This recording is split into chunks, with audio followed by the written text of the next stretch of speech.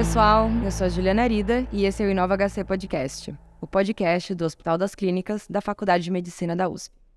Hoje nós temos duas convidadas, a Aline Pedrazzi, é fisioterapeuta de formação, hoje CEO e co-founder da startup Mãe Star, e a Thaís Vieira, que é engenheira de produção de formação, sócia e CFO da startup Mãe Star.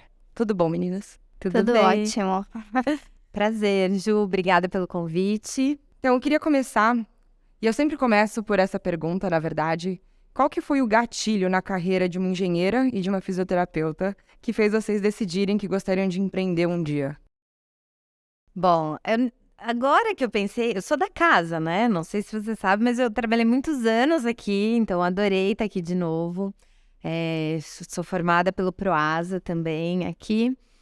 E quando eu tive a minha primeira filha, em 2017, eu já trabalhava há 6 anos no Instituto de Psiquiatria do HC. Sou apaixonada por saúde mental.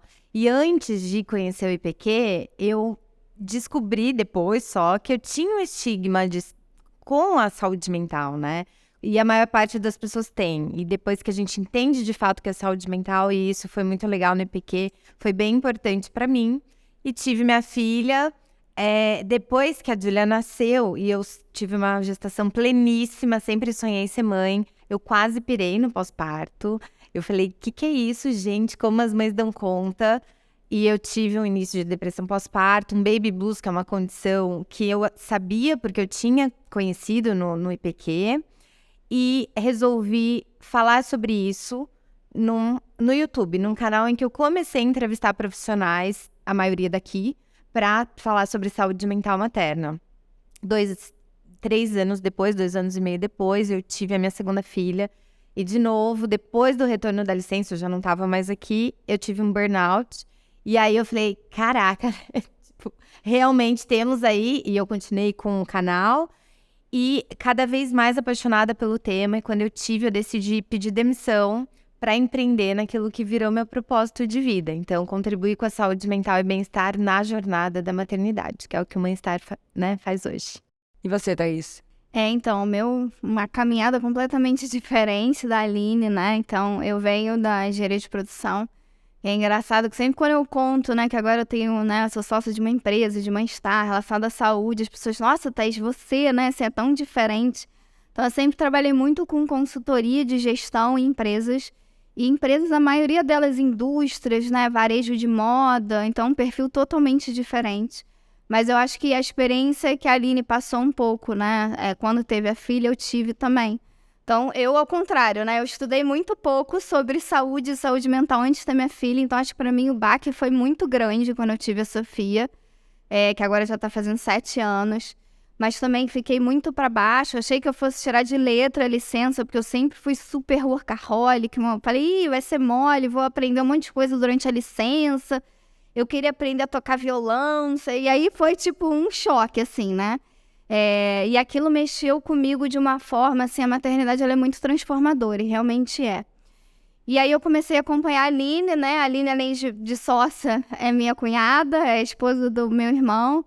É minha comadre também, então ela é dinda da minha filha, eu sou dinda da primeira filha dela, da Gil. E eu sempre acompanhei a Aline e eu achava fantástico o trabalho dela, né, assim.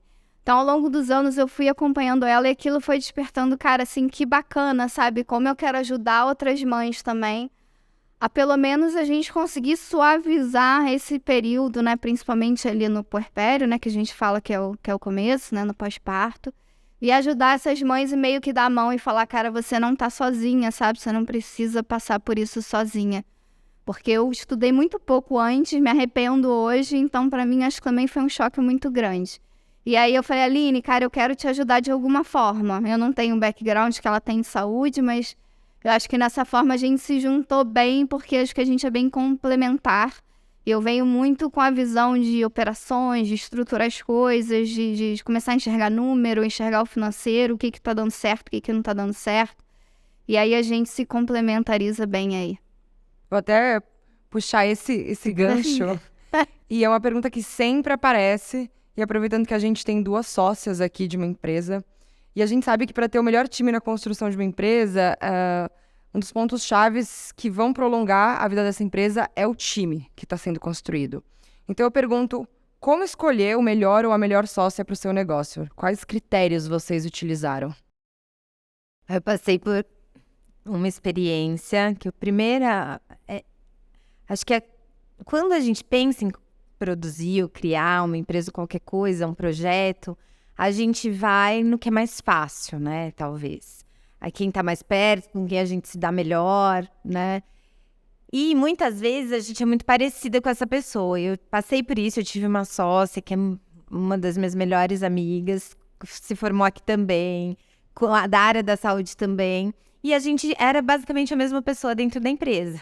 Nós duas tínhamos, né, os mesmos skills. Então, o que eu percebi é que depois acabou não dando certo a sociedade, a amizade continuou. E o que é muito importante, muitas empresas começam assim, muitas podem dar certo, mesmo sendo as empresas parecidas, as pessoas com as mesmas, enfim, com as mesmas skills, né, que eu comentei. Porém, é muito importante ter uma comunicação muito clara, porque se você quer que a empresa tenha capacidade de crescer, e tem muitos desafios quando se cria uma empresa do zero, você precisa de pessoas que dominem áreas diferentes e que tenham visões diferentes para você se expor dentro, né, in-house, para começar ali, para se preparar para sair para o mercado. Então, acho que a primeira experiência é o treino, muito as discussões, as diferentes visões, e quando se tem essa complementariedade entre as pessoas do time, você já vai um passo adiante. E eu acho que o que todas as pessoas têm que ter envolvidas é o mesmo propósito. Pode ser que assim, não é exatamente o mesmo propósito de vida, mas eu quero estar numa startup, né, porque faz sentido eu estar nessa startup por algum motivo. Eu comentei, né, Ju, até com você. Hoje eu vejo muito, assim, principalmente para uma mãe, tá? Porque a gente pode até falar disso e que tem muito a ver com menos mulheres conseguirem investimento, mais mulheres às vezes desistirem, porque tá sempre a carga doméstica e do cuidado dos filhos em cima das mulheres. Você tem uma grande parcela das mulheres, né, com filhos, então você já reduz de imediato, assim como no mercado de trabalho, as oportunidades dessas mulheres, tanto no mercado formal quanto no mercado, né, de inovação com as startups. Então tem muitas coisas, né, que eu até já fui para outro assunto, mas a serem discutidas. Então eu acredito que quando a Thaís veio, a gente só não briga porque a gente é muito, assim, a gente está muito bem, mas a gente é completamente diferente e isso é muito rico para a empresa. A gente tem nossos embates saudáveis, né? Então, eu acho que faz parte, eu acho que é importante também, né? Então, eu acho que se talvez tivesse definir, a Aline, ela é mais o coração ali, né, da empresa, e talvez eu seja mais o cérebro, né, a razão. Então, ela abraçou esse sonho muito grande, a gente troca muito, ela tem muitas ideias, ela... Sabe, assim, e aí ela traz pra mim, a gente discute, não, Aline, cara, isso aqui eu acho que faz sentido agora, isso aqui eu acho que a gente pode segurar um pouquinho. Então, nesse sentido, acho que realmente a gente é muito complementar, eu acho que é muito rico, né, essa experiência. E pra mim, tem sido fantástico, assim, porque eu acho que, de certa forma, cada uma tenta chegar um pouquinho mais próximo da outra, sabe, assim, eu vejo como eu transformo a Aline em algumas coisas, e às vezes ela mesma já fala assim, não, Thaís, assim, isso aqui... Eu pensei, eu tenho essa ideia, mas eu sei que não é o momento agora. Eu acho que alguns meses atrás, ela já viria naquela impulso assim, não, vamos fazer isso, não. Aí, tipo assim, hoje eu já vejo que ela já traz pra mim, já fala assim, não, Thaís, mas eu sei que isso aqui, de repente, a gente deixa pra um segundo momento, sabe, assim. Eu, por outro lado, eu sempre, como fui muito mais a razão, né, assim, eu sinto que... E para mim empreender, eu falo, né, a Aline, acho que ela sempre teve muito mais a veia do empreendedorismo. Eu fui muito mais assim, cara, Aline, eu quero te ajudar e eu quero entrar isso de alguma forma, porque, cara, isso é um propósito fantástico, sabe, assim. Mas eu confesso que eu tenho, assim, minhas questões internas, de tipo, como boa engenheira de produção, eu tenho uma questão de gestão de risco, sabe, assim, ser uma pessoa, às vezes, um pouco mais avessa ao risco. Empreendedorismo é isso, é você se jogar mesmo, às vezes, no escuro, né, assim, eu sou uma pessoa que é muito de processo, de enxergar número, de saber onde que eu vou estar daqui a 3 meses, sabe, então, e por outro lado, eu sinto que eu caminho um pouco mais nessa direção, né, acho que a Aline também tem sentido de, cara, então vamos fazer, então vamos apostar, então eu acho que é super bacana, porque, de certa forma, a gente é muito diferente, Mas a gente está tentando se encontrar no meio, em algum lugar que cada uma aprende muito com a outra, a gente conseguir chegar nesse meio, para a gente conseguir sonhar juntas e chegar lá no final, no propósito que a gente quer. E é muito bacana, né? Porque eu faço terapia, né, há algum tempo, e até falei com a Aline, eu falei, cara, assim, eu fico meio nervosa, porque, cara, empreendedorismo é isso, né? A gente não saber como é que vai ser daqui a 3 meses. Então, é literalmente, às vezes nem semana que vem, né? exatamente, tipo, que a gente vai ter dinheiro, a gente vai ter não sei o que lá. Isso é uma coisa que mexe muito comigo. A Aline lida com isso melhor. Não, Thaís, a gente vai se ajustar, a gente vai dar certo, né? Eu sou otimista por natureza. E aí minha terapeuta falou, Thaís, mas assim, no final das contas, assim... E aí eu ficava com ela nesses conflitos, né? Eu falei, gente, mas será que eu deveria estar fazendo isso? Será que, tipo, eu não volto aqui pra minha zona de conforto, sabe? Que é mais garantido. Falou, Thaís, assim, mas pensa a longo prazo. Você se vê fazendo alguma outra coisa além do que você tá fazendo? Assim, hoje você tá fazendo... Eu tô trabalhando em outras coisas, a Aline tá full time, eu tô em outros trabalhos. Você se vê como propósito daqui a 20 anos fazendo? Eu falei, cara, é isso que eu quero fazer. Então ela falou, Thaís, então esse é o seu caminho, assim. Acredita que você tá fazendo um negócio bacana e vai por esse caminho que vai dar certo, entendeu? Porque é propósito, né? É o que a gente fala. Invistam na saúde mental, pessoal. Exato. Total. É quase que o Pink e o cérebro, né? Criando uma startup. Não sei se eu vou por isso no corte. Bom, então vamos falar, meninas, sobre, de fato, o que é a Mãe Star. Vocês se apresentam como a plataforma mais completa sobre saúde mental e bem-estar para a jornada da maternidade. Da onde surgiu essa ideia? A gente sabe que foi da maternidade de vocês, mas como que funciona hoje a empresa? Quais produtos vocês estão oferecendo hoje?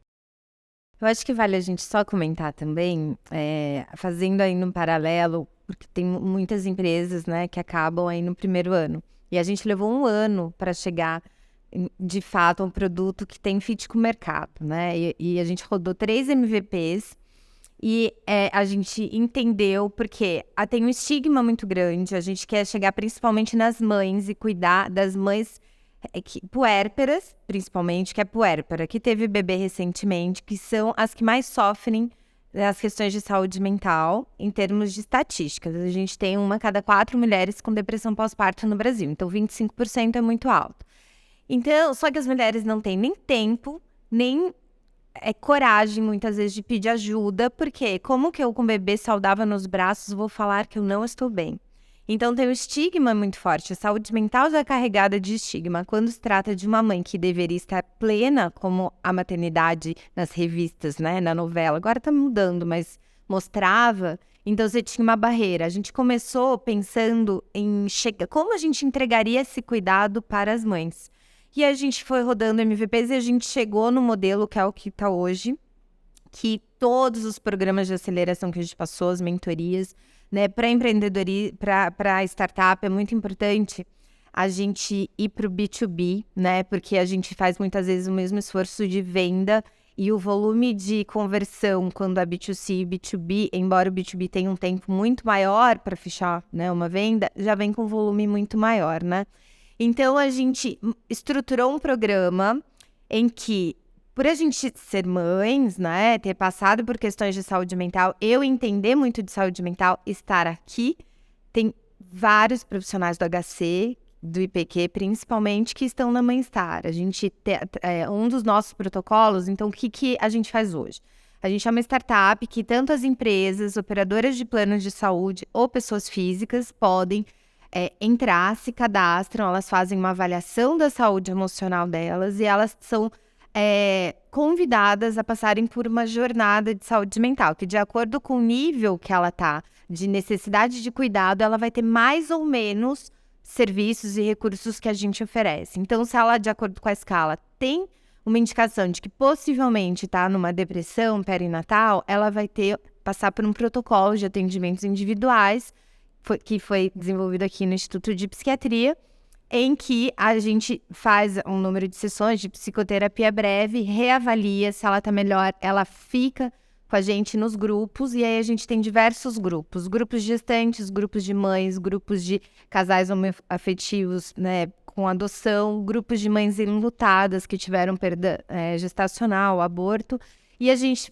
também inovou que a gente criou um canal de apoio emocional que se pauta numa metodologia bastante conhecida lá fora, que é do peer support. Então, em saúde mental funciona muito o apoio entre pares. Uma mãe que já tenha tido uma depressão, ela se recuperou e virou um propósito, um desejo dela de ajudar outras mães, a gente treina essas mulheres para que elas consigam ser um apoio adequado, com empatia e sem julgamento, para reduzir o tempo em que a mãe... Puta, não tô bem, deixa eu pedir ajuda. Ela pede ajuda muito fácil no bem-estar. A gente já teve mãe que chegou a falar assim: eu estou com meu filho no colo, no 10º andar, na beira da janela, e pensando em me jogar. Então, assim, e a gente tem... Você tem um material para me enviar sobre fissura no seio que tá machucado e tal. Então, tem de tudo. Obviamente que os casos que são os mais graves, que são os de psicose puerperal, são raríssimos. A gente já teve um, né? A gente tem que estar preparado para tudo, né? Por isso que a gente se pauta e está com um time, são hoje mais de 108 profissionais que atuam, né, em alguma fase da prestação de serviço na Mãe-Star, mas com essa preparação para realmente acolher, cuidar e principalmente promover saúde. Então, basicamente essa é a nossa entrega. Bom, a Mãe-Star, ela trabalha bastante com saúde mental e depois da pandemia, e principalmente por causa da pandemia, saúde mental se tornou uma pauta muito grande no âmbito da saúde como um todo, né? Vocês acreditam que ainda existe um preconceito no mercado para lidar com negócios de saúde mental? Eu acho que, pelo contrário, acho que estamos no momento que as pessoas estão valorizando mais iniciativas que enderecem essa causa, né? Eu acho que tanto porque já era um problema de saúde pública que sempre existiu, mais evidenciado pós-pandemia. E o que acontece também, as empresas viram que precisam cuidar da saúde mental para terem produtividade, principalmente porque o burnout ele virou uma condição relacionada diretamente ao empregador, ao ambiente de trabalho. E a gente, querendo ou não, né, ele não é uma doença exatamente, mas é uma condição que muito relacionada ali às questões de saúde mental, que as empresas têm cada vez mais sido obrigadas, digamos assim, a tentarem promover ambientes mais seguros do ponto de vista psicológico, para evitar, inclusive, ações contra a empresa. E viram também que promover saúde mental traz lucro. Né? Você tem retorno sobre investimento de cerca de $7 a cada um investido. Então, acho que tem sido uma oportunidade muito legal para a gente esse campo, né? Essa área. Eu vou só complementar, assim, não que eu discorde da Aline, eu acho que tá mais em voga, né, assim, já se fala muito a questão até de ansiedade e depressão, né, seriam os grandes males, né, desse século. Eu acho que as empresas, elas estão caminhando nessa direção de se preocupar com saúde mental, mas o que eu sinto muito, até olhando muito para a indústria, né, porque como eu já rodei muito cliente com essa questão da consultoria de gestão, é que às vezes eu ainda acho que as empresas ainda procuram fazer ações muito pontuais de saúde, o pessoal acha que é dar uma lembrancinha, que é fazer a ginástica laboral no ambiente de trabalho. Eu acho que as empresas ainda não levam a sério como deveriam a questão de saúde, no sentido de eu ter de fato um orçamento para isso. A gente sente muito isso quando a gente aborda as empresas. A gente fala assim, olha, a gente está oferecendo, cara, um programa completo, que eventualmente, sabe, suas colaboradoras vão estar sendo encaminhadas para sessões individuais, se elas tiverem determinado score no protocolo que a gente tem. Só que a gente vê assim, mas não tem orçamento, o orçamento é muito pequenininho. A gente vê que parece que os orçamentos são muito mais feitos, às vezes, para dar uma maquiada nesse sentido. Não é prioritário, né? Eu tô...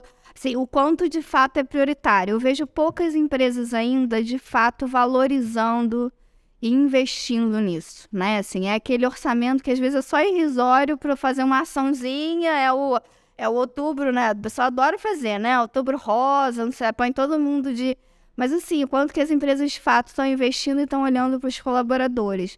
Eu acho que é um movimento que está sendo construído, acho que ainda está engatinhando, assim, ao meu ver. A gente sente isso quando a gente conversa com empresas que querem conhecer o Mãe-Star, né? Mas acho que a gente ainda tem uma barreira muito grande em relação a cara, o quanto de fato a empresa quer investir nisso, está de fato preocupada com saúde mental, ou ela quer postar no LinkedIn uma coisa, sabe, assim, bonitinha, ó, olha aqui como estamos preocupando, mas assim, o buraco é muito mais fundo do que isso. Então eu acho que ainda tem um pouco desse preconceito e não priorização das empresas em relação à saúde mental.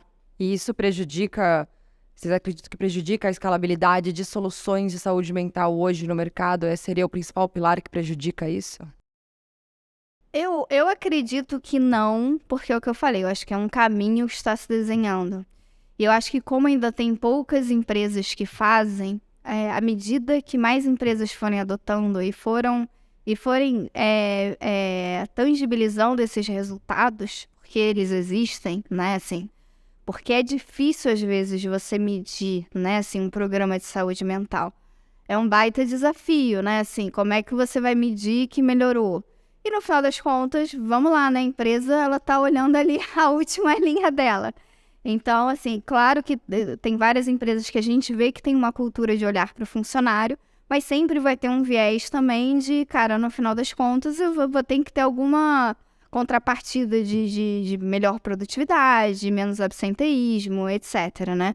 Eu acho que à medida que a gente for conseguindo mostrar como esses programas fazem sentido e como que isso pode dar um retorno fantástico para a empresa, eu acho que isso vai virar, a sensação que eu tenho é que isso vai virar uma bola de neve nesse sentido, sabe? Assim, pô, olha como que funciona aqui, olha como que tá rodando, olha como que as pessoas, de fato, a gente está mudando a vida das pessoas dentro da empresa. E aí isso possa ganhar tração nesse sentido. Então, eu acho que é esse momento, talvez, que a gente esteja, entendeu? E até complementando, a primeira operadora, né, que a gente fechou, eles mesmos falaram, né? Nós tínhamos dúvida no início, tanto é que começamos com uma POC, né, que é uma prova de conceito. E os resultados têm sido tão incríveis que virou contrato, né, de fato, porque é isso, acho que um grande diferencial da Mãe-Star, que a gente teve na pandemia um avanço muito grande de acesso, ou seja, muitas plataformas garantindo que as pessoas tivessem acesso a terapias, né? A gente faz a gestão do cuidado. Então, a gente olha o que essas pessoas precisam e a gente vai dando conforme ela precisa e continua avaliando, não está melhorando, vamos reajustar. Então, é a gestão mesmo do cuidado, que eu acho que é, né, o passo que tem que ser avançado, né, nesse sentido. Segundo um estudo da Fintech Landscape Report de 2021, o mercado mundial de saúde da mulher deve atingir cerca de 1,86 trilhão de dólares em 2027. Há alguns anos começaram a surgir as primeiras health techs voltadas para esse público e elas ganharam até mesmo um termo específico, que se chama Fintechs. Pelo que vocês vêm vivenciando no mercado, como que vocês analisam esse surgimento dessas Fintechs no Brasil? E a Mãe-Star seria uma dessas Fintechs? Nós podemos ser, sim, uma fintech, né? Porque a gente endereça aí o público feminino, quase que, né, 100%, mas o que a gente comenta é assim, a gente também poderia ser uma social tech, à medida que quando a gente entra, muitas vezes, a empresa vem à área do ESG, porque a gente, à medida que entra na empresa para promover saúde mental e consegue contribuir, dois dos principais indicadores é a redução de absenteísmo, né, e demissão pós-licença maternidade, a gente está contribuindo para que essa mulher não saia, né, do mercado formal de trabalho por conta da maternidade.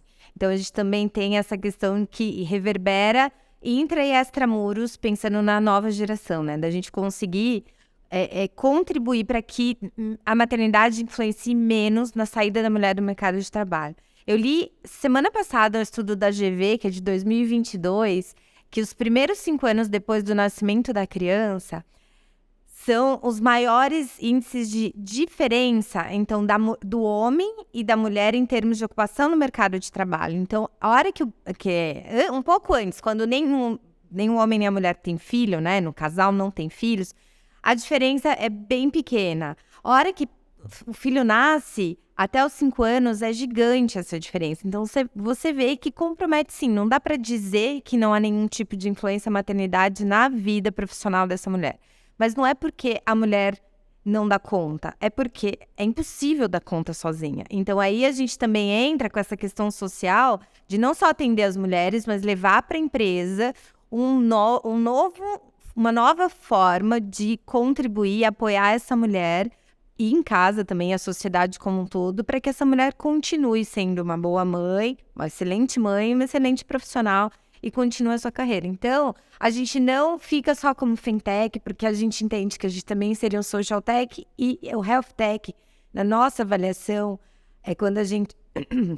Desculpa, quando a gente entra, tanto, né, pensando em investimento, apresentação da empresa, é o nosso maior... A gente tem essa marca como saúde. Quando a gente vai para a Femtech, a nossa sensação é que parece que a gente sai do health tech e a gente, nesse mundo diverso, a gente tem cada vez mais olhado, não só para as mulheres, mas para as diferentes configurações familiares, principalmente porque a gente chama Mãe-Estar, porque a gente precisa hoje gerar equidade, dar mais para quem precisa mais. As mulheres precisam mais. Mas esperamos no futuro poder promover saúde mental para todos os cuidadores de forma igual, porque todos vão precisar da mesma forma.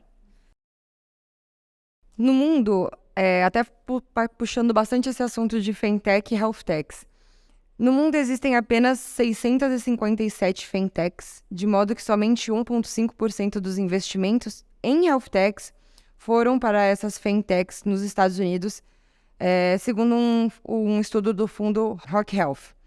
Os Estados Unidos eles também ganharam seu primeiro unicórnio no segmento de saúde da mulher em agosto de 21, sendo que já existem 481 unicórnios avaliados ao menos de $1 bilhão hoje no mercado lá. Quando a gente olha para o Brasil, as mulheres brasileiras são responsáveis por 90% das decisões sobre cuidados primários de saúde para a família e por 80% dos gastos familiares com saúde, além de serem 75% do público mais propenso a usar ferramentas digitais para cuidados de saúde.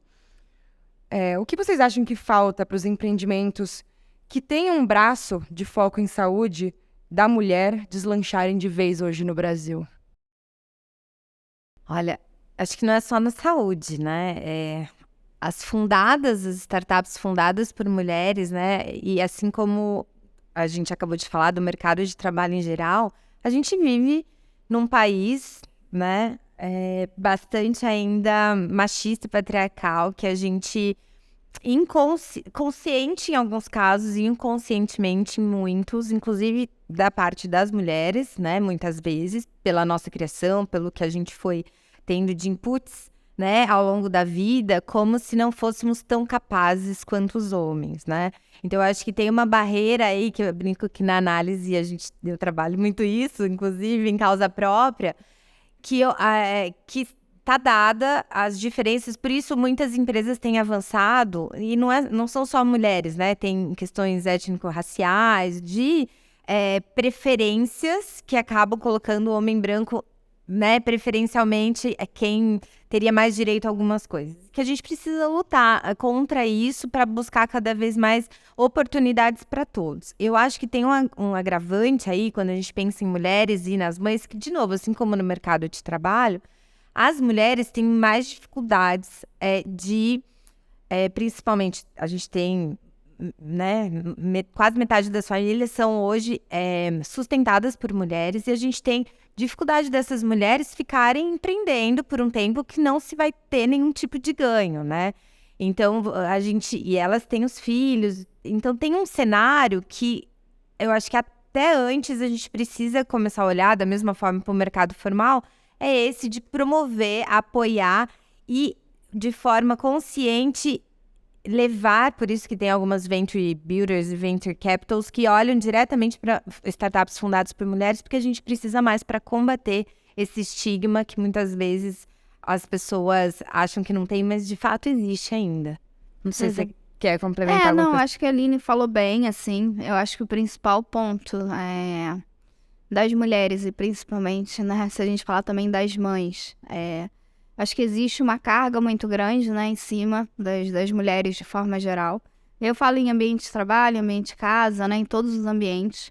Então, assim, é muito mais difícil, né, assim, para largar, para conseguir empreender. A gente vê por experiência própria, né, então, assim, Cara, empreendedorismo é difícil, é brabo, sabe? A gente vai se revezando. A Aline, às vezes, está full, aí agora eu tô também part-time em outro projeto, porque a gente tem que ficar se desdobrando, e eu acho que, de certa forma, é isso. O mercado de trabalho, ele é muito mais aberto, infelizmente, ainda aos homens, né? Tanto em termos de alocação mesmo, quanto em termos de salário. Essa é a verdade, né? A gente ainda sabe que tem uma disparidade. Então, é muito mais difícil a mulher conseguir largar e falar, eu vou passar aqui 6 meses sem ganhar nada e vou empreender. Que ela vai estar em casa, então ela já não vai estar 100% do tempo dela empreendendo. Provavelmente, porque se tiver criança, já tem 1, 2, 3, ou seja, quantas crianças for atrás dela. Então, assim, a gente sente muito isso e eu vejo que é bem complicado mesmo. A gente sente na pele. E, assim, eu considero ainda assim que eu e a Aline somos pessoas super privilegiadas nesse sentido, né? Assim, de ter uma faculdade, de ter, né, trabalhos que a gente conseguia também, né, separar um dinheiro pra gente conseguir parar, pra gente conseguir empreender. E mesmo assim a gente vê o desafio que está sendo pra gente a gente conseguir equilibrar tudo isso, né? E essa carga em cima da mulher que sempre existiu e continua existindo. Então acho que isso é uma barreira muito grande que realmente a gente tem e é difícil e aos pouquinhos a gente tem que conseguir contornar isso. A gente está chegando no final do nosso podcast e eu gosto sempre de fazer uma pergunta final de dicas de como que as pessoas, empreendedores e empreendedoras, podem seguir nesse mercado, né? E trazendo um pouco da experiência da Mãe Star, eu queria perguntar para vocês, então, baseado nessas dicas, como não desistir assim que vocês perceberem que tem que pivotar uma solução? Olha, É difícil. A pessoa que avessa ao risco, a primeira já estava desesperada, né? A Aline sabia. Tipo, Aline, pelo amor de Deus, será que a gente desiste? Não sei. o que a gente sempre ouviu e que eu acho que é muito verdade, você ser apaixonada pela dor, né? Você ser apaixonado, o que eu quero resolver? Como você vai encontrar? Então, se você tiver de fato isso claro, e isso for uma dor existente, e tem, né, até vocês aqui tem formas de encontrar como validar se essa dor é real e precisa de uma solução, busque, então, estar claro e alinhado atrás dessa dor. A solução você vai testar. Você vai testar e testar E e vai testar errar, e vai testar, e vai ajustar, e vai errar, e vai ajustar. Você vai ouvir muitos nãos, muitos, Isso não né? vai dar certo, não esquece, isso nunca, o mercado não vai absorver essa solução de vocês. Então, assim, tem que criar uma resiliência de fato muito grande. Assim, e é o que eu falei, né? Eu, por também ter um perfil mais, assim, eu começo a ficar meio angustiada, né, das primeiras vezes. Agora acho que eu já tô ficando mais craque. Então agora a gente já tá, não, beleza, então vamos ajustar. Mas assim, naturalmente você vai entendendo qual é o seu produto, né? Você vai vendo o que tá dando certo, o que tá dando errado, aparando as arestas, né? Assim, até você chegar a algo que faça sentido. Mas é uma eterna construção, né? Assim, a gente tem um MVP hoje, a gente sabe que tá muito aquém da solução que a gente quer, mas assim, a gente indo devagarzinho, né, e fazendo devagarzinho, eu acho que a gente chega bem longe. Eu acho que é isso, assim, é você não perder o propósito e o problema. O como você vai chegar de alguma forma. Mas o que a gente quer alcançar, a gente sabe e a gente tem 100% de certeza que a gente vai conseguir chegar lá. Então é muita persistência, muita resiliência, assim, Não é fácil. Não é. O que eu acho que é legal, assim, as pessoas veem, né, os casos de sucesso e é legal ver o que essa pessoa passou, né, até chegar ali. E eu achava que em 1 ano a gente teria decolado, a exemplo dos projetos que eu gerenciava, né, e assim, a gente levou 1 ano para chegar à solução, de fato, que a gente vai escalar. Que a gente agora começou a, né, sair do modelo MVP para, de fato, ganhar, né, escala. Então, esse é o ponto, eu acho que... E tem outros pontos mais objetivos, né? Você não vive sem financeiro. Então, como você vai fazer uma reserva? Se planejar. Vou pedir demissão e empreender. Em 3 meses, né? Em 3 meses, você vai começar a... Então, qual é o fôlego que você precisa ter? E falar muito sobre a sua possível solução. Falar, buscar feedback que eu acho que, assim, no coletivo, né, quando a gente vai trocando, que a gente vai entendendo o que faz sentido e vai ajustando. É isso. E fé também ajuda. Além de toda a bom, parte... né, gente? Além de toda a parte técnica. Aline e Thaís, a gente tá chegando no final do nosso podcast. Muito obrigada pela presença de vocês, viu? Ai, obrigada, gente. Foi ótimo estar aqui. Obrigada, Juliana. Parabéns aí esse canal que eu acho tão necessário e importante pra gente falar sobre inovação e saúde. Eu sou a Juliana Arida e esse foi o Inova HC Podcast.